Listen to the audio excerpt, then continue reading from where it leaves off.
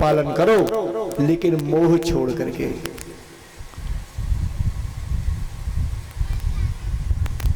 और भगवान का नाम ही पड़ गया मोह ना, जिसमें मोह बिल्कुल भी नहीं है। अपने कर्तव्य पालन करने के लिए अर्जुन को गीता का उद्देश्य दे दिया कि तू अपने कर्तव्य का पालन कर, मोह को छोड़कर। भैया इस प्रकार से जिस समय एक दिन भगवान पीपल के वृक्ष के नीचे बैठे हुए थे, एक पैर दूसरे पैर पर रखा था, उनके पैर का पदम दूर से ऐसे चिलक रहा था, दिखाई दे रहा था जैसे कोई हिरण की आंख। वही शिकारी जिसने उस लोहे की कील को अपने तीर में लगाया था, उसने हिरण समझ करके वहीं से बाण मार दिया और भगवान के चरण के उसी पदम पर जाकर के लगा। भगवान ने अपनी लीला को त्रोहित कर दिया, इकट्ठा कर लिया, अंतर ध्यान कर लिया। उद्धव जी वही मौजूद थे, अर्जुन वही मौजूद थे। अर्जुन से कहा कि बस कुछ नहीं। पास में दौड़ता हुआ शिकारी आया, कहने लगा प्रभु मुझे माफ करो, मुझसे बड़ी गलती हो गई। बोले नहीं, होता वही है जो मैं चाहता हूं। व्यवस्था संसार की जैसी है वैसे ही चलेगी। ये ऐसा होना ही था, ऐसा ही ऋषियों का श्राप था। महाराज अर्जुन से कहा कि अर्जुन मेरे जाने के 7वें दिन ये अयोध्या, ये द्वारका समुद्र में डूब जाएगी। इससे पहले सभी गोपी ग्वाल यहाँ के जितने भी मेरे आत्मीय जन हैं, परिवार जन हैं, सबको लेकर के मथुरा चले जाना। और उद्धव मेरे बाद में कितने भी बड़े ज्ञानी हो जाना, कैसे भी हो जाना, जाति विद्या महत्वम चे रूप यौवनम में वच यत्नेन त्याज्य पंचह भक्ति कंटकः। जाति का घमंड, विद्या का घमंड, महत्व, रूप का घमंड और जवानी का ये जो अहंकार है, यत्नेन त्याज्य पंचह, यत्न पूर्वक इन 5 का त्याग कर देना चाहिए। अपनी जाति का किसी को अभिमान नहीं, विद्या का भी उसको अभिमान नहीं करना चाहिए, रूप का भी अभिमान नहीं करे और अपनी जवानी इनका भी अभिमान न करे। इन 5 को यत्न पूर्वक त्याग कर देना चाहिए, क्योंकि पंचह भक्ति कंटकः, ये 5 बाधा हैं भक्ति के मार्ग में। इनको छोड़ करके आप ये बात रखना कि हे उद्धव, यूं तो मैंने अनेक प्रकार के जीवों की शरीरों की रचना की, 1 पैर वाले, 2 पैर वाले, 3 पैर वाले, 4 पैर वाले, अधिक पैर वाले और बिना पैरों वाले सभी प्रकार के शरीरों का मैंने ही निर्माण किया है। परंतु सबसे प्रिय मुझे मनुष्य ही लगते हैं, क्योंकि इसी मानव शरीर के द्वारा ही ईश्वर की भक्ति की जा सकती है। सब मम प्रिय सब मम उपजाए, सबते अधिक मनुज मोए भाई। महाराज इस प्रकार से शिक्षा के 24 गुरु हो सकते हैं। आप ज्ञान लेने को तो जिससे चाहो उससे ज्ञान ले लो, लेने वाला होना चाहिए। पृथ्वी से क्षमा कैसे कर देना चाहिए, पृथ्वी से ज्ञान लें। एक रस बने रहे सुख दुख में आकाश की तरह, आकाश से ज्ञान मिलता है। गीला सूखा उल्टा सीधा अच्छी बुरी सारी बातों को भी जला करके भस्म कर दे, अग्नि से ज्ञान मिलता है।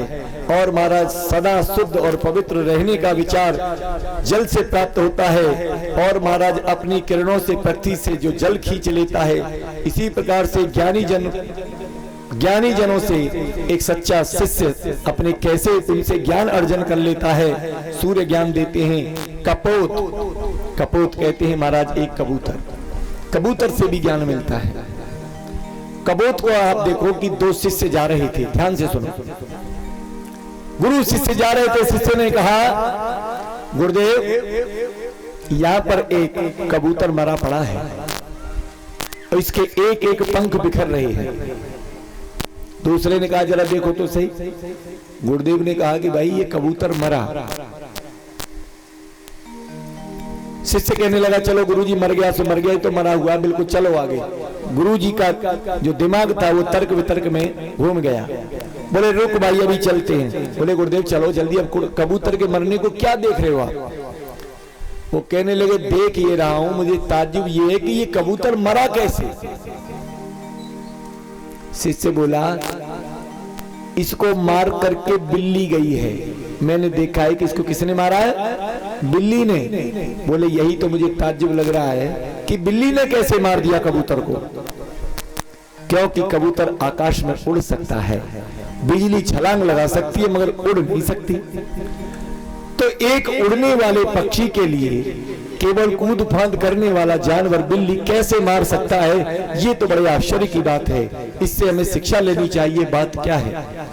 बाद में पता चला, गुरुदेव ने शिष्य को समझाया कि कबूतर के अंदर एक विशेष मूर्खता होती है जो साधारण देखने को मिलती है, स्वभावतः है या जो भी है, कि कबूतर बैठा है और बिल्ली उसको पकड़ने के लिए, उस पर वार करने के लिए तैयार हो रही है। कबूतर की दृष्टि चली जाती है कि बिल्ली आ रही है और मुझ पर झपट्टा मारेगी और मार करके खा जाएगी। कबूतर क्या करता है? अभी दूर है, अभी दूर है, जैसे ही आएगी जब देखूंगा। बिल्ली धीरे धीरे दबे पांव बढ़ती है, फिर ठहरती है, फिर दबे पांव बढ़ती है, फिर ठहरती है, लेकिन उसकी दृष्टि पूरी तरह से उस पर लगी रहती है क्योंकि उस पर झपट्टा मारना है। फिर आगे बढ़ी, फिर शांत हुई, फिर थोड़ी गति की, फिर शांत हुई, और उसके बाद में जब कबूतर ने देखा कि अब तो आ गई, जैसे ही आ गई तो उस समय क्या करता है? उसका दिल धड़कता है, घबराता है और जब अपनी आंखों को बंद कर लेता है। आंख बंद करने के बाद में संसार का अंधेरा उसे दिखाई देता है। उसे लगता है कि अब मैं बिल्ली को नहीं देख पा रहा हूं तो बिल्ली भी मुझे नहीं देख रही होगी, और उस बिल्ली का काम और भी आसान हो जाता है। चुपके से आती है, पकड़ के पंजों में दबाती है, बैठ करके उसके सारे पंखों को फाड़ डालती है और खा जाती है। इससे शिक्षा ये मिलती है, हम आप भी कबूतर की तरह ही गलती कर रहे हैं। मौत रूपी बिल्ली आ रही है, दबे पांव आ रही है, थोड़ी दिन के लिए बीमार करती है, अब गए आप अस्पताल गए, कुछ समय के लिए वो काल रूपी बिल्ली ठहर जाती है, निशाना आप पर ही रहता है, फिर आप थोड़े स्वस्थ होते हैं, फिर उसके बाद फिर आगे बढ़ती है, फिर आप स्वस्थ होते हैं, फिर शांत होते हैं, धीरे धीरे आती है और आप आने वाली मौत से आंखें बंद कर लेते हैं कबूतर की तरह, और फिर मौत का काम बड़ी आसान हो जाता है। भजन तक करने का मौका नहीं मिलता, फिर तो संपत्ति भी किसके नाम करनी है इसका भी मौका नहीं मिलता। क्या क्या सोचता है, क्या क्या करता है और क्या क्या हो जाता है। इस प्रकार से कपूत से शिक्षा मिलती है। महाराज, समुद्र से भी शिक्षा मिलती है कि चाहे कितनी भी बरसात पड़ जाओ स्तर उतना ही रहता है, कितना भी कम हो जाओ तो भी पानी नहीं सूखता। ऐसे ही मनुष्य को, एक सच्चे साधक को सोचना चाहिए, कितना भी धन आ जाओ, कितना भी कम आ जाओ, मन में किसी प्रकार का भी घमंड नहीं आना चाहिए। एक सा जीवन। और पतंगा से भी शिक्षा ये प्राप्त होती है कि भैया अगर आग के पास बैठोगे जाकर तो एक दिन उठोगे अपने कपड़े जलाकर। माना कि कपड़े बचाते रहे तुम मगर बैठे सेक तो खाते रहे तुम, इसलिए बुरी संगत से बचो। लेकिन आसक्ति के कारण दीपक की लौ की ओर दौड़ दौड़ करके जाने वाला पतंगा एक दिन उसी में जल करके सुहा हो जाता है। ऐसे विषय विकारों में लिपटे लोग एक दिन उसी विषय विकारों में कुड़ करके 84 लाख योनियों में भटकते रहते हैं। उसके बाद में मधुमक्खी, ज्यादा धन इकट्ठा करने की क्या आवश्यकता। पूत कपूत तो का धन संचय, पूत सपूत तो का धन संचय। यदि बेटा आपका योग्य है तो अपने आप कमा करके खुद भी खाएगा, तुम्हें भी खिला देगा, और अयोग्य है, कुपुत्र है, तो तुम्हारे जितना भी सारा धन संचय है उसको तो नष्ट कर ही देगा, तुम्हें भी बेच खाएगा, घर से निकाल करके किसी न किसी अनाथालय में डाल देगा। इसलिए गरीब से गरीब व्यक्ति भी हो, कर्ज लेकर के अगर बच्चों को सही शिक्षा देना चाहो तो महाराज देना, धन इकट्ठा करने से बेहतर है उनको शिक्षा दे करके जाना, अच्छी पढ़ाई लिखाई दे करके जाना। क्योंकि धन एक बार नष्ट हो तो शायद आवे ना आवे, लेकिन विद्या एक ऐसी धन है कि जितना इसको बांटोगे उतना ही ज्यादा बढ़ेगी। महाराज, हाथी कामी होता है, नकली हाथनी बना देते हैं, एक गड्ढे के ऊपर खड़ी कर देते हैं, गड्ढे के आगे, और उस गड्ढे को ढक देते हैं बड़े बड़े खरपतवारों से। हाथी उस हथनी की तरफ भागता है, गड्ढे में गिर जाता है, उस शिकारी के कब्जे में आ जाता है।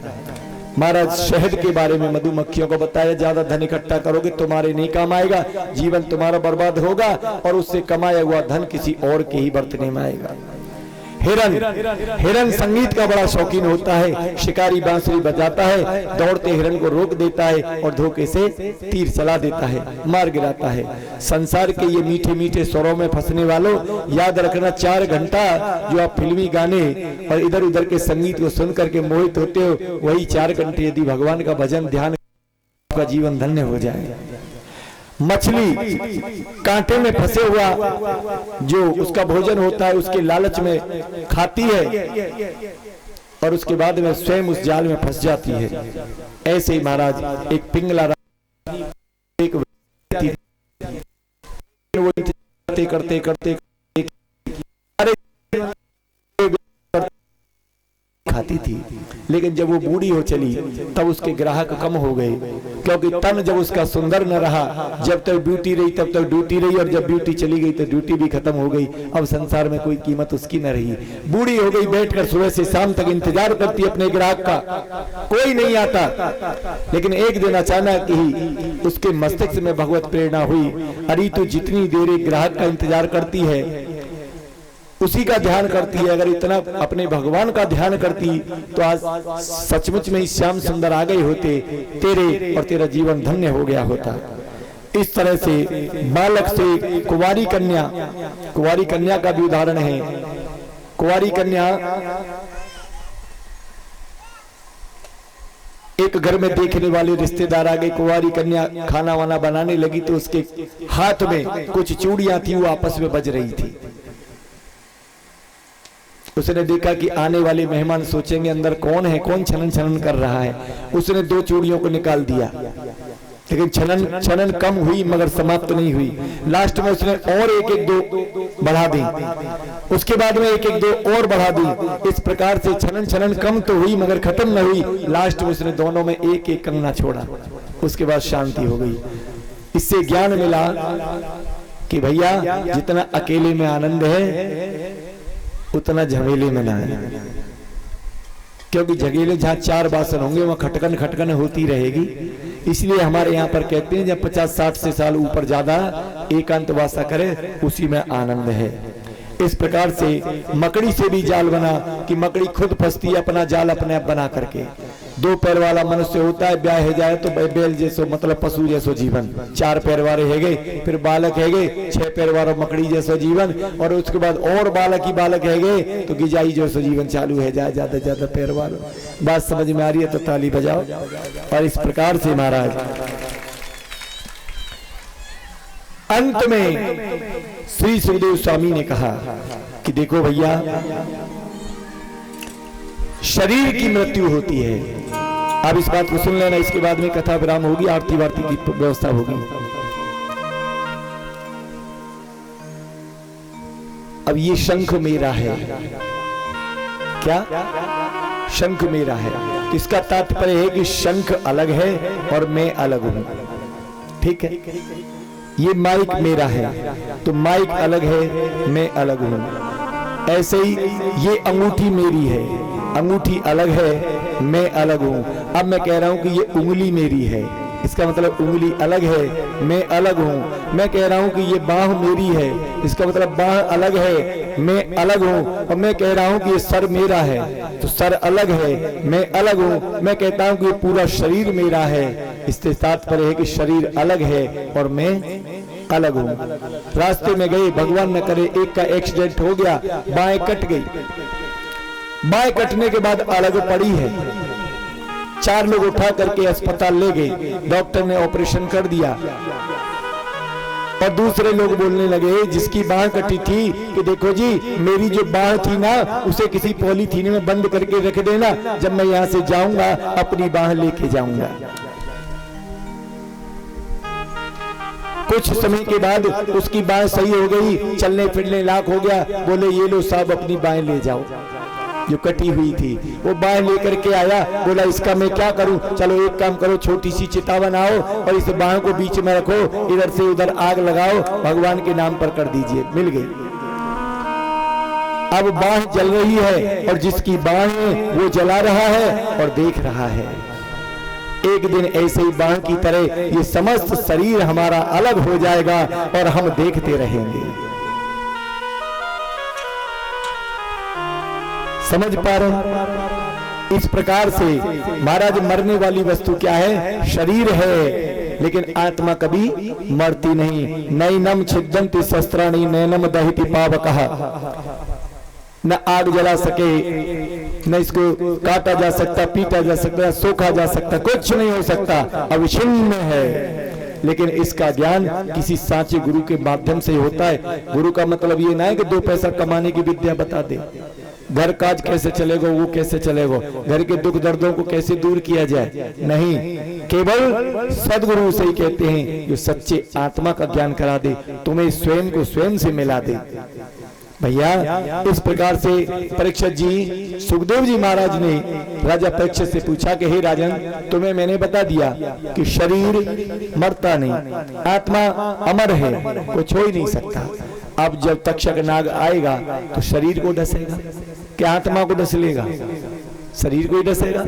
और शरीर को मरना क्या, ये तो पहले से ही जड़ है और मरा हुआ ही है। रोज मरता है, रोज नई कोशिकाएं बनती हैं और रोज जाने लाखों करोड़ों कोशिकाएं नष्ट होती हैं। और रोज हम बाल काटते हैं, फेंकते हैं, दाढ़ी बनाते हैं, फेंकते हैं, रोज तो नखून काटते हैं। रोज शरीर हमारा कहीं ना कहीं मरता है और छूटता है, आता है और जाता है। महाराज इस प्रकार से धीरे धीरे अब मैं आपसे पूछ रहा हूं कि यदि तक्षक नाग काटेगा तो शरीर को काटेगा कि आत्मा को काटेगा?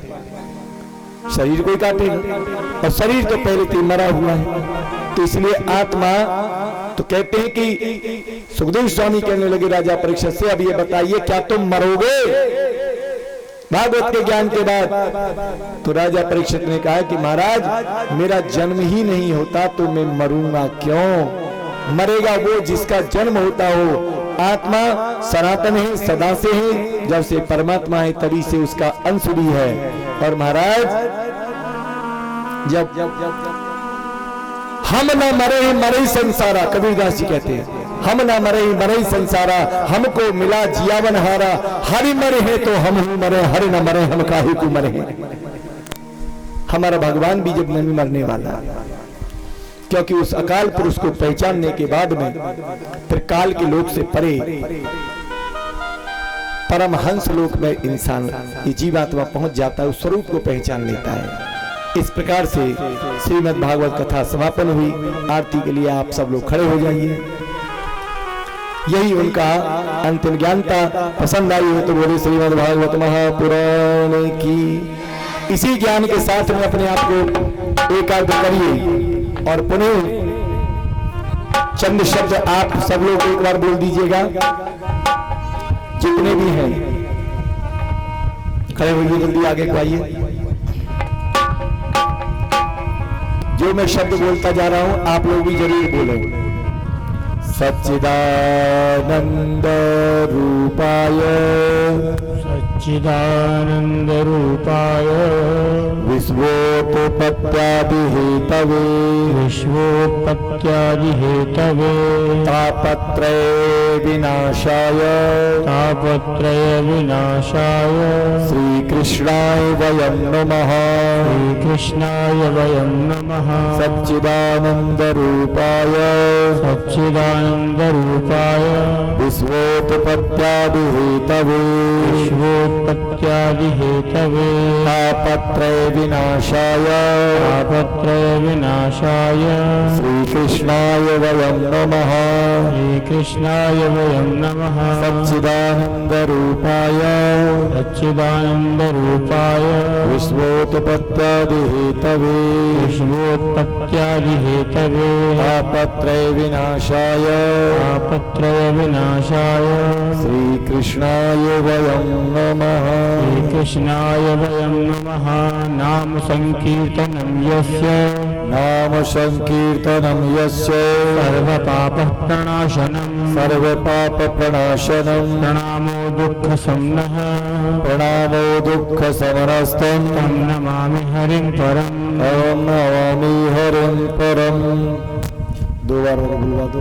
नाम संकीर्तनं यस्य सर्वपापप्रणाशनं प्रणामो दुःखशमनः तं नमामि हरिं परम् नाम संकीर्तनं यस्य सर्वपापप्रणाशनं प्रणामो दुःखशमनः तं नमामि हरिं परम्।